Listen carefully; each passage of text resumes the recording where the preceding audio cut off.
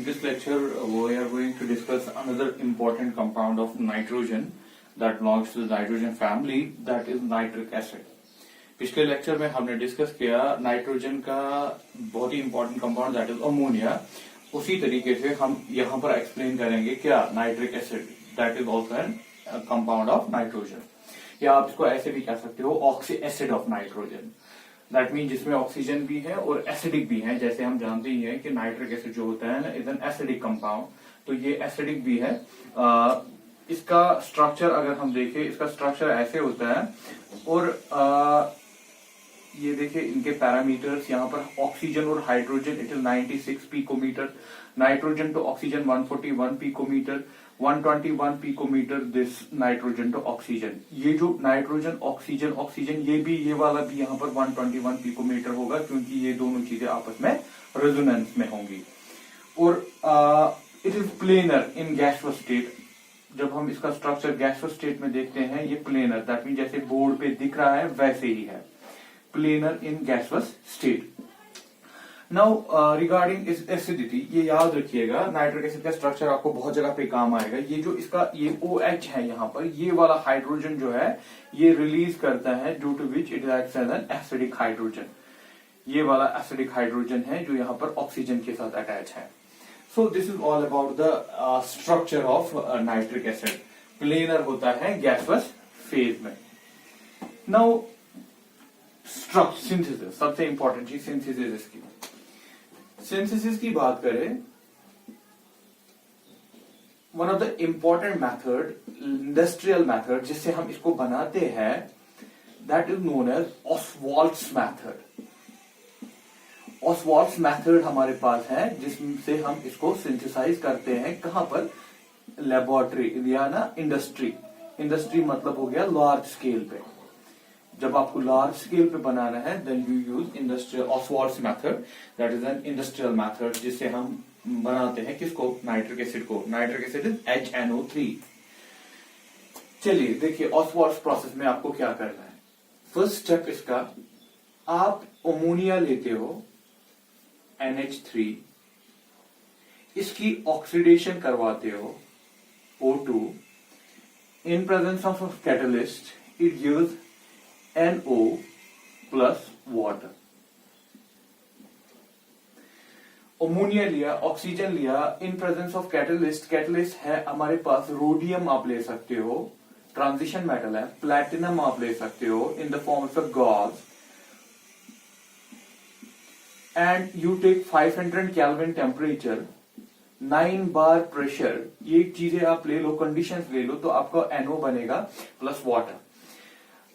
We can balance this at 5 times oxygen. If we take 5 times oxygen here, 4 plus 6, so hydrogen is 12. We can make 4. तो ये बना हमारे पास पहला कौन सा? Nitric oxide. इसको हम क्या बोलते हैं? Nitric oxide. Now second step, ये जो आपका NO फर्स्ट स्टेप में बना, सेकेंड स्टेप में इस NO को लीजिए, इसको फर्दर ट्रीट कीजिए ऑक्सीजन के साथ. In an equilibrium process it gives you NO2, nitrogen dioxide. ठीक है, नाइट्रोजन डाइऑक्साइड मिल जाएगा आपको. इफ वी गो, अगर हम ऐसे ले लें 2 टाइम्स दिस, तो ये आपका हो गया नाइट्रोजन डाइऑक्साइड. दूसरे स्टेप में आपने नाइट्रोजन डाइऑक्साइड को बनाया.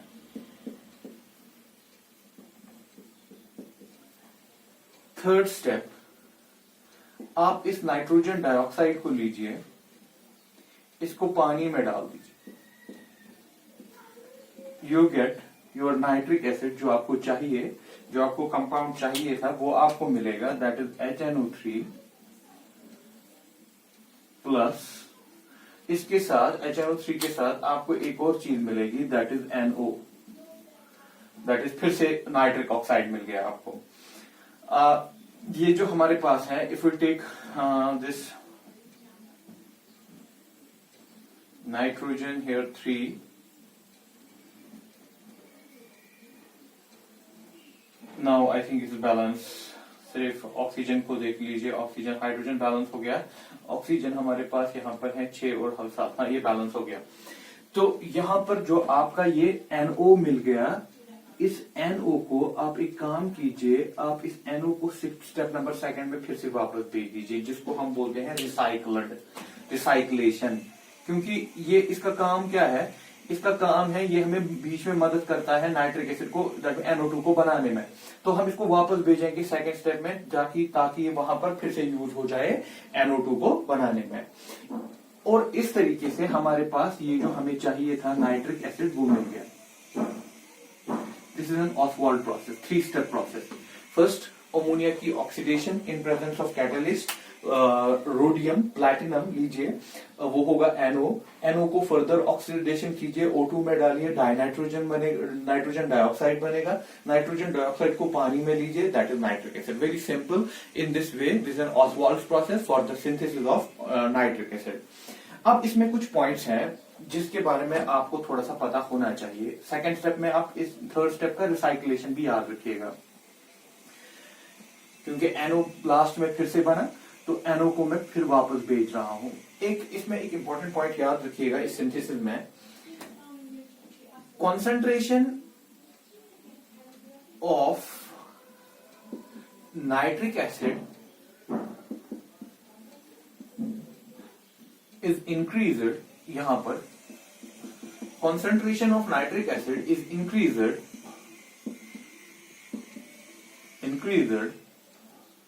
up to 68% by fractional distillation.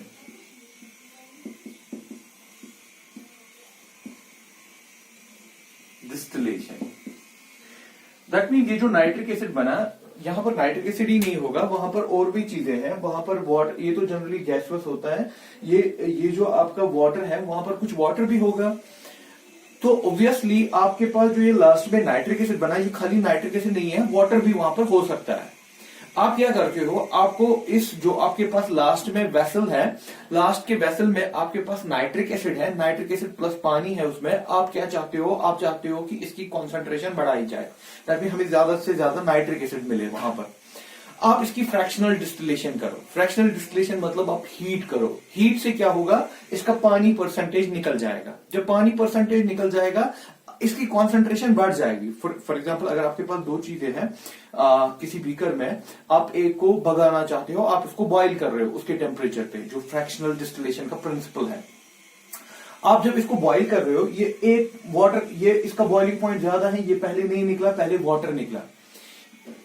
In this way we can say हमारे पास जो नाइट्रिक एसिड है, दैट मीन हमने इसकी फ्रैक्शनल डिस्टिलेशन की। दैट मीन डिस्टिलेशन में क्या है, एक कंपोनेंट को आपको भगाना है, तो आपने वाटर कंपोनेंट को भगा दिया, तो वाटर कंपोनेंट को आपने भगा दिया, आपने वहां पर इसकी वजह से क्या हुआ, नाइट्रिक एसिड की कॉन्सेंट्रेशन बढ़ गई। कितनी बढ़ गई, 68%, ठीक है ना। लेकिन इसके फर्दर आप ऐसा नहीं कर सकते हो, क्योंकि फर्दर इसमें एक एजोट्रॉपिक मिक्सचर बनेगा। एजोट्रॉप जो होता है, एजोट्रॉप सॉल्यूशंस में पढ़ाया हुआ मैं, फर्दर आप इसको ऐसे फर्दर इसकी सेपरेशन, फ्रैक्शनल डिस्टिलेशन नहीं कर सकते हो। फर्दर क्या करना पड़ेगा आपको, and further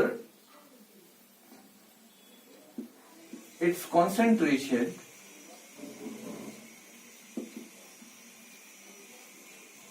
is increased by dehydration.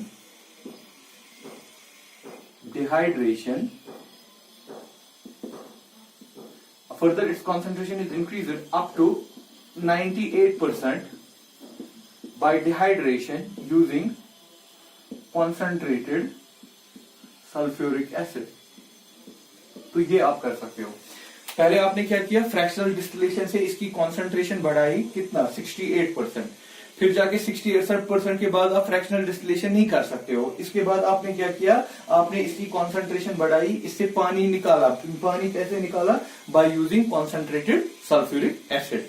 So this is a method कि कॉन्सेंट्रेशन को कैसे बढ़ाया जाए। जो लास्ट में आपके पास नाइट्रिक एसिड मिले, वो उसमें ज्यादा, जो भी आपके पास हो उसमें ज्यादा नाइट्रिक एसिड ही हो, इस तरीके से इसकी कॉन्सेंट्रेशन बढ़ाते हैं। So this is all about the Ostwald's process की ऑसवाल्ड्स प्रोसेस में हमने देखा synthesis of nitric acid. It is a 3-step process. First ammonia is converted into NO, further NO is converted to NO2, and finally NO2 in presence of water gives us nitric acid. We can increase the concentration of nitric acid by fractional distillation and by using dehydration methods. चलिए properties की बात करें. सीधे chemical property पे आते हैं क्योंकि इसकी केमिकल प्रॉपर्टी बहुत ही इंपॉर्टेंट है. केमिकल प्रॉपर्टी, फर्स्ट पॉइंट, पहला point,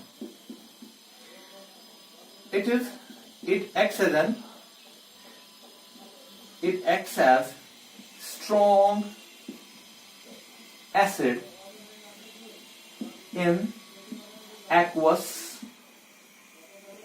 medium. We know that कि नाइट्रिक एसिड है. आप इसको HNO3 को ले लो, इसको डालो पानी में, ये आपको देगा H3O positive plus NO3 negative. That mean इसने प्रोटॉन दिया वाटर को, और यहां पर इक्विलिब्रियम साइन नहीं है, कंप्लीट साइन है. कंप्लीट साइन का मतलब कि ये स्ट्रॉन्ग है. जो भी प्रोटॉन देता है, इट्स एन आर्गेनस एसिड, जो भी प्रोटॉन देता है दैट वी कॉल एसिड. और अगर यहाँ पर कंप्लीट साइन आप दिखा रहे हो तो मतलब कि फुल कंप्लीशन पे देता है, that mean it is a strong acid. We know it कि नाइट्रिक एसिड एक स्ट्रॉन्ग एसिड है, जबरदस्त एसिड है. दूसरी बात, दूसरी इंपॉर्टेंट प्रॉपर्टी इसकी, दूसरी केमिकल प्रॉपर्टी जो एग्जामिनेशन कॉम्पिटिटिव एग्जामिनेशन के लिए ज्यादा इंपॉर्टेंट है. Second property, important one for examination point of competitive examination point of view.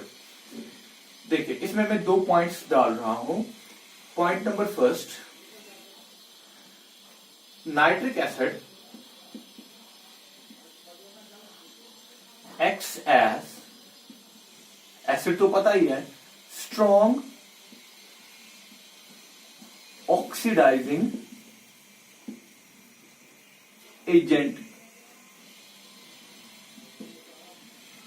Nitric acid acts as strong oxidizing agent मतलब कि अगर हम किसी के साथ नाइट्रिक एसिड डालेंगे ये उसका इलेक्ट्रॉन लेगा, या हम ऐसे भी कह सकते हैं ओल्ड डेफिनेशन से कि it is a supplier of oxygen. किसी को ऑक्सीजन सप्लाई करना है तो ये दे सकता है oxygen.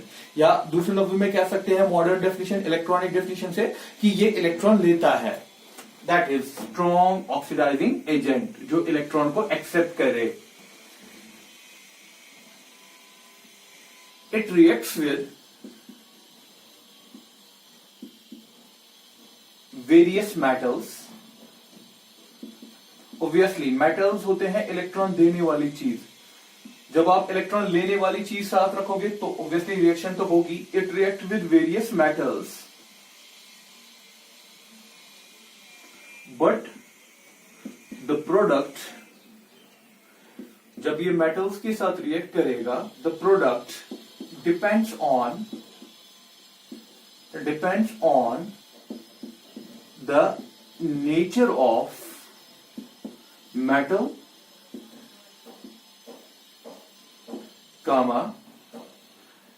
concentration of nitric acid,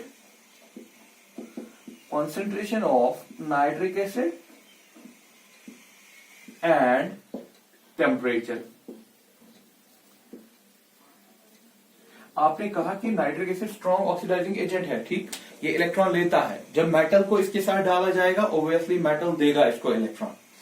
उतना ही नहीं, इसका जब ये मेटल के साथ रिएक्ट करेगा वहां पर प्रोडक्ट बनेगा, रिएक्शन होगी, प्रोडक्ट बनेगा. प्रोडक्ट डिपेंड करेगा कि प्रोडक्ट कैसा बनेगा, वो करेगा डिपेंड कि मेटल कौन सा है, नाइट्रिक एसिड की कॉन्सेंट्रेशन कितनी आपने ली, और वहां पर टेम्परेचर क्या रखा आपने. नाउ दूसरा पॉइंट इसी में, nitric acid concentrated nitric acid also reacts with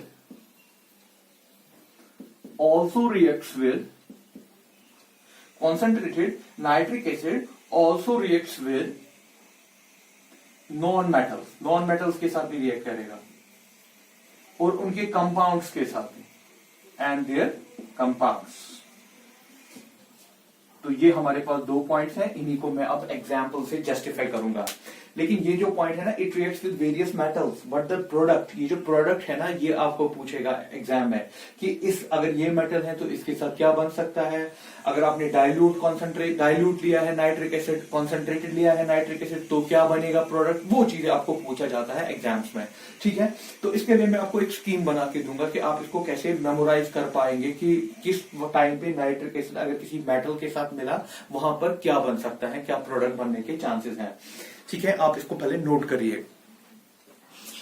now चलिए इन 2 पॉइंट्स को मैं जस्टिफाई कर रहा हूं एग्जाम्पल से, और एक स्कीम भी दे रहा हूं आपको जिससे आपको ये याद रहे। एक टेबल में बना रहा हूं,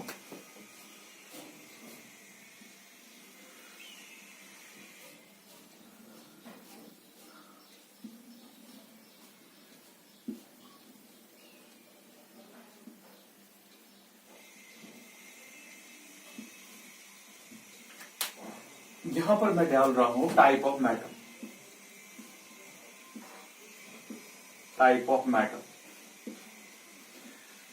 मेटल और with negative SRP, metal with positive SRP, या इसी के साथ हम एक और कॉलम इसमें जोड़ दें,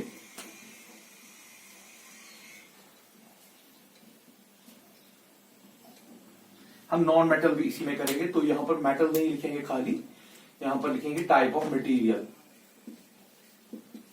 फिर वो मेटल भी आ सकता है, नॉन मेटल भी आ सकता है। नॉन मेटल, या आप इसको मेटलॉइड भी कह सकते हो। मेटलॉइड होता है सेमी मेटल जिसमें कुछ मेटालिक और नॉन मेटालिक प्रॉपर्टीज होती हैं। दूसरे कॉलम में यहां पर हम रख रहे हैं कॉन्सेंट्रेटेड नाइट्रिक एसिड, तीसरे वाले में dilute nitric acid, third one very dilute nitric acid. Metal with negative SRP, सबसे पहले SRP क्या है? SRP होता है, SRP is standard reduction potential. Electrochemistry में आपने देखा होगा स्टैंडर्ड रिडक्शन पोटेंशियल। अगर अभी पढ़ा भी नहीं है, आप वहां पर इलेक्ट्रोकेमिस्ट्री में एक टेबल बना है इलेक्ट्रोकेमिकल सीरीज, जहां पर सबका मेटल्स का पोटेंशियल दिया होता है, स्टैंडर्ड रिडक्शन पोटेंशियल कहते हैं उसको, जिसका नेगेटिव स्टैंडर्ड रिडक्शन पोटेंशियल होगा। और आप उसको कॉन्सेंट्रेटेड नाइट्रिक एसिड के साथ ट्रीट करोगे तो आपका मिल जाएगा मेटल नाइट्रेट प्लस NO2, आपका मिल जाएगा मेटल नाइट्रेट प्लस NO2। अगर आपने डाइल्यूट डाल दिया तो आपका मिलेगा मेटल नाइट्रेट, यही मेटल, प्लस N2O। अगर आपने वेरी डाइल्यूट डाला तो आपका मिलेगा metal nitrate plus ammonium nitrate, nitrite. So ammonium nitrate, this is nitrate, NO2 nitrite. Now अगर आपके पास मेटल विद पॉजिटिव SRP है, मेटल विद पॉजिटिव SRP में क्या मिलेगा आपको? Metal nitrate plus NO2, that mean जैसे यहां पर मिला वैसे यहां पर भी मेटल नाइट्रेट प्लस NO, ये नहीं NO, ये रिएक्ट नहीं करेगा डाइल्यूट कंडीशंस में, ये वाला इसके साथ रिएक्ट नहीं करेगा। अगर आपके पास नॉन मेटल है या मेटलॉइड है तो आपको मिलेगा इक एसिड। वो इक एसिड क्या होता है वो मैं आपको लास्ट में डिफाइन करूंगा, ये इक एसिड क्या है। देखिए इनको एग्जाम्पल से दिखाता हूं। आपके पास मैं ले रहा हूं जिंक, ठीक है, जिंक का रिडक्शन पोटेंशियल है, इसका है -0.76। तो ये किस कैटेगरी का है? Metal with negative SRP। अगर आपने इसमें डाइल्यूट नाइट्रिक एसिड डाला है, so you get zinc nitrate ZnNO3 2 times plus N2O plus some water तो मिलेगा ही, N2O बना। लेकिन अगर आप इसी को कॉन्सेंट्रेटेड नाइट्रिक एसिड डालोगे तो आपको मिलेगा जिंक नाइट्रेट प्लस और NO2 प्लस वाटर, बैलेंस आप कर सकते हो इसको। तो ये हो गया कौन सा वाला, नेगेटिव, जिसका रिडक्शन पोटेंशियल नेगेटिव है। लेकिन अगर अब आपके पास ये नहीं है, जिंक नहीं है, आपके पास कॉपर है, कॉपर का रिडक्शन पॉजिटिव में होता है, रिडक्शन पोटेंशियल कॉपर है, इसका 0.34 है प्लस, इसको आपने डाला डाइल्यूट नाइट्रिक एसिड, तो आपको मिलेगा कॉपर नाइट्रेट प्लस डाइल्यूट वाले में NO, इसमें इस वाले कॉलम में आएगा NO प्लस वाटर। अगर आपने कॉन्सेंट्रेटेड डाला नाइट्रिक एसिड तो आपको मिलेगा copper nitrate plus NO2 plus water. तो इस हिसाब say that mean different conditions में ये आपको डिफरेंट चीजें देगा। ये नॉन मेटल्स का एग्जांपल भी मैं आगे आपको दे रहा हूं। अब जरूरी नहीं है कॉपर और जिंक, ये आपकी टेक्स्ट बुक लिख रही है कॉपर और जिंक, और भी कोई मेटल, लेकिन आप यहां से नेगेटिव एसआरपी और पॉजिटिव एसआरपी से पकड़ सकते हो कि ये क्या क्या आपको प्रोडक्ट्स दे सकता है।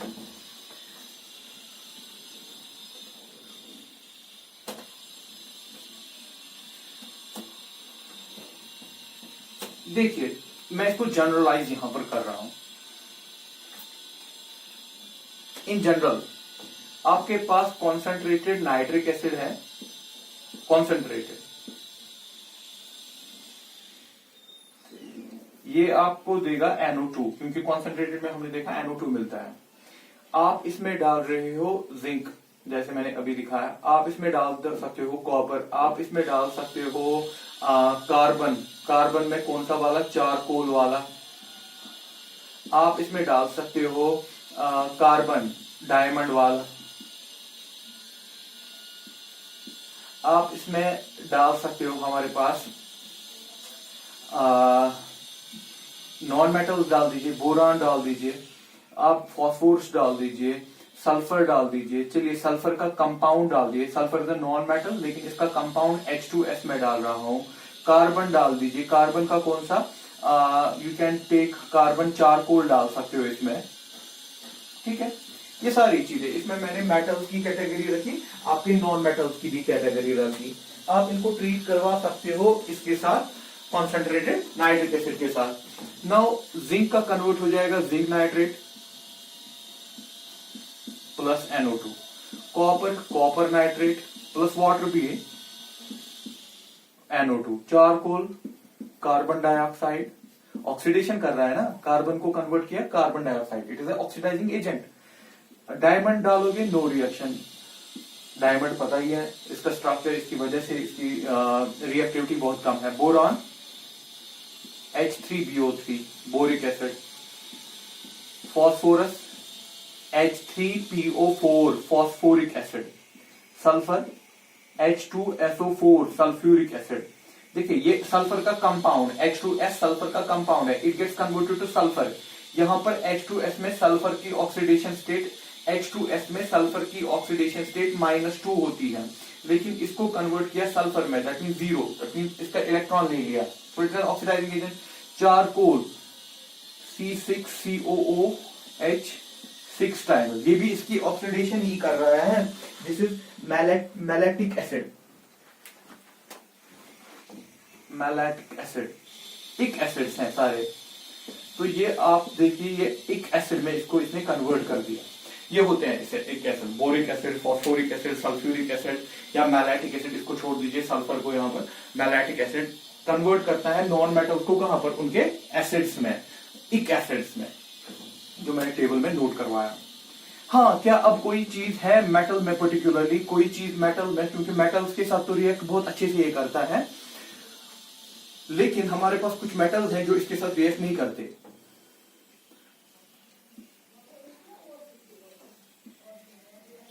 Gold, platinum does not react with concentrated nitric acid. Dilute की तो बात ही नहीं है। ये रिएक्ट करते हैं with aqua regia। वो क्या होता है? aqua regia is 3 parts of HCl concentrated plus 1 part of HNO3 concentrated। इसमें प्लैटिनम और गोल्ड रिएक्ट करता है एक्वारीजिया में, लेकिन खाली कॉन्सेंट्रेटेड नाइट्रिक एसिड के साथ ये रिएक्ट नहीं करता। ये कैसे, उसकी रिएक्शंस क्या है एक्वारीजिया में, वो हम HCl में पढ़ेंगे, क्योंकि यहां पर मेजर कंट्रीब्यूशन किसका है? HCl का है। Beryllium, aluminum, iron, chromium does not react with HNO3 क्योंकि because of oxide layer on their surface। ये जो मेटल्स हैं, बेरिलियम, एल्युमिनियम, आयरन, क्रोमियम, इनके ऊपर एक ऑक्साइड की लेयर होती है। वो ऑक्साइड लेयर इनको फर्दर रिएक्ट होने नहीं देती है, जिसकी वजह से ये मेटल पैसिव होते हैं। रिएक्टिविटी तो है इनकी, रिएक्ट तो करना चाहते हैं, लेकिन उसके लिए आपको इनके ऊपर की ये ऑक्साइड लेयर हटानी पड़ेगी। फर्दर यहां पर हम ये कहते हैं ये कॉन्सेंट्रेटेड नाइट्रिक एसिड के साथ रिएक्ट नहीं करता है, क्योंकि इनके पास ये ऑक्साइड लेयर एक बचाव का काम करेगा यहां पर। तो ये है कि जो रिएक्ट नहीं करते हैं नाइट्रिक एसिड के साथ। सो दिस इज अबाउट द कि इसका ऑक्सीडाइजिंग एजेंट है, नेचर, कैसे ये रिएक्ट करता है मेटल्स के साथ, नॉन मेटल्स के साथ, और किन के साथ ये रिएक्ट नहीं करता, किन मेटल्स के साथ ये रिएक्ट नहीं करता है। एक लास्ट में एक इस नाइट्रिक एसिड के बारे में, test for nitrate ion. Nitrate ion ये यहां पर क्यों पढ़ रहे हैं? क्योंकि HNO3 ब्रेक होता है, ये देता है generally H positive plus NO3 negative, तो that means it's a good supplier of this nitrate ion. तो ये आराम से नाइट्रेट आयन देगा। तो हम इस नाइट्रेट आयन का टेस्ट करवा सकते हैं लेबोरेटरी में, लैब में जब हम जाते हैं वहां पर इसका एक अच्छा टेस्ट है, जिसको हम कहते भी हैं एक अच्छे नाम से, that is known as brown ring test. बहुत ही मशहूर है इससे, ब्राउन रिंग। ये जो रिंग बनता है ना, इसी ने इसको मशहूर कर दिया, ब्राउन रिंग टेस्ट। देखिए हैं क्या ये, वी टेक हमारे पास नाइट्रेट आयन है NO3 नेगेटिव, इसको हम डालते हैं Fe2 पॉजिटिव के साथ, ठीक, in presence of acidic medium. Fe2 positive in presence of acidic medium, this gets converted to NO plus Fe3 positive plus water, ठीक है। Nitrate, this is nitrate ion, जो कहां से आएगा? नाइट्रिक एसिड से आएगा, नाइट्रेट आयन। ये क्या है? Nitric oxide in presence of acidic medium. इस मोस्टली सल्फ्यूरिक एसिड लेते हैं, acidic medium, nitric oxide. Further second part इसमें FeH2O 6 times 2 positive in presence of NO, it gets converted to FeH2O 5 NO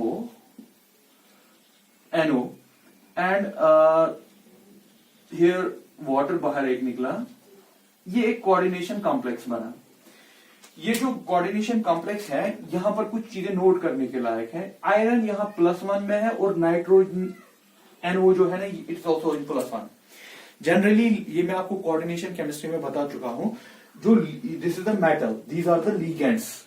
ये जो ligand होता है generally positive में नहीं होता है, लेकिन कुछ एग्जांपल्स हैं जहां पर लीगेंड पॉजिटिव होके भी लीगेंड एक्ट करता है, लोन पेयर देता है। इसको NO पॉजिटिव को बोलते हैं नाइट्रोसोनियम। दैट मीन आप कोऑर्डिनेशन कंपाउंड्स पढ़ ही चुके हो, तो वहां मैं इसका नाम भी लिख सकता हूं, IUPAC name penta aqua nitroso, these are 5 water, तो मैंने इसको लिखा penta aqua nitrosonium. NO positive को क्या लिखते हैं? नाइट्रोसोनियम। इसके कंटिन्यू में आयरन 1, इसकी ऑक्सीडेशन स्टेट ओवरऑल जब आप देखोगे ना इस मेटल की ऑक्सीडेशन स्टेट इट इज +1। ये कंफ्यूज नहीं करना, अगर आप नॉर्मल मेथड से लोगे NO को पॉजिटिव नहीं लोगे तो ये +2 दिखेगा, बट ये +2 नहीं है, इट इज +1। आयरन का +1, आयरन +1 में यहाँ पर स्टेबलाइज हो गया। अदरवाइज आयरन +2 या +3 में स्टेबल होता है, लेकिन यहाँ पर +1 में हो गया। ये बनाता है ब्राउन प्रेसिपिटेट, जो रिंग आप कहलाते हो। देखिए मैं आपको समझाता हूँ लैब में, आप इसका यूट्यूब भी देख लीजिएगा ब्राउन रिंग टेस्ट से, या मैं यहां पर भी आपको समझाता हूं। हम एक टेस्ट ट्यूब लेते हैं, ठीक। टेस्ट ट्यूब में आप डालते हो पहले, जिसमें आपका नाइट्रिक एसिड होगा।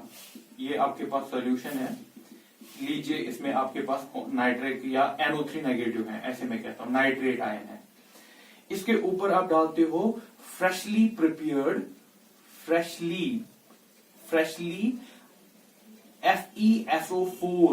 FeSO4 हो गया फेरस सल्फेट। फेरस सल्फेट में आयरन की जो ऑक्सीडेशन स्टेट है it is +2। Freshly prepared ferrous sulphate डाला आपने इसमें, ठीक है। ये देखिए इसमें फ्रेशली प्रिपेयर्ड फेरस सल्फेट भी डाल गया। चलिए ये आपने इसमें फ्रेशली प्रिपेयर्ड फेरस सल्फेट भी डाल दिया।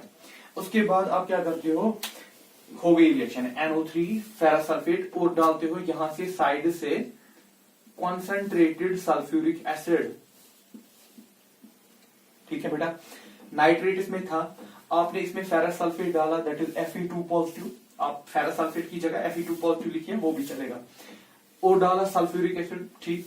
नाइट्रेट आयन किस में कन्वर्ट हो गया? नाइट्रिक ऑक्साइड में, NO में, Fe3 पॉजिटिव में। लेकिन यहां पर एक बात है, जितना आपने फेरस सल्फेट डाला ना वो सारा का सारा कन्वर्ट नहीं हुआ Fe2 पॉजिटिव में, उसमें से आधा कन्वर्ट हो गया। ये जो Fe2 पॉजिटिव है आधा कन्वर्ट हो गया, आधा था इसमें।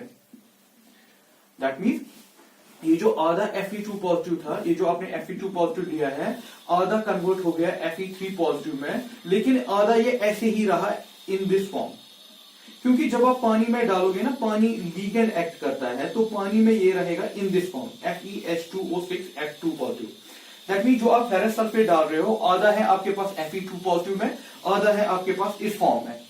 ये आधा कन्वर्ट हो गया किसमें? Fe3 पॉजिटिव आयन में। लेकिन ये वैसे ही वहीं पर था ना, यहां से और एक NO भी था, NO के सामने ये कन्वर्ट हो गया इस वाले कॉम्प्लेक्स में। बेटा यहां पर समझने की कोशिश करो, आपके पास जो फेरस सल्फेट था, इस फेरस सल्फेट को 2 हिस्सों में बांध दीजिए। एक हिस्सा था Fe2 पॉजिटिव, एक हिस्सा था FeH2O6, ये रहा ऐसे। और ये पहला वाला पार्ट जो है ये कन्वर्ट हो गया Fe3 पॉजिटिव में, लेकिन ये नहीं हुआ। ये किसके साथ फिर मिला? ये NO के साथ, इसके प्रोडक्ट के साथ मिला, NO के साथ ये कन्वर्ट हो गया इस वाले कॉम्प्लेक्स में, जो ब्राउन पे। लास्ट में क्या हुआ? आपने क्या डाला था?